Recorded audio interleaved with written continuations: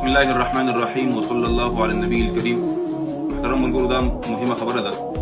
بعضې ډېر کسان داسې دي د دې باره کې پوښتنې کوي چې د شپې نوکان غوڅول څنګه دي، او ډېره زنانه کورونو کې داسې دي چې دوی خپل بچیان د دې نه منع کوي چې تاسو شپې نوکان مه غوڅوئ، دې سره برکتي راځي او دا کېږي او دا کېږي، قسمه قسمه خبرې ورته کوي. نو که موږ وغواړو چې دې باره کې تاسو ته وضاحت درکړو.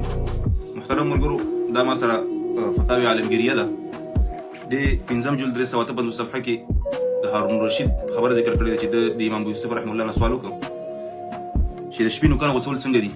امام ابو یوسف رحمه الله ورته ویل چې خبره پکې نشته غوڅولی شي. د هارون رشید د امام ابو یوسف رحمه الله نه سوال وکړ، مطلب دلیل یې تو غوښته چې دا څنګه د شپې نوکان غوڅول جایز دي. دې من څه دلیل دی تا سره؟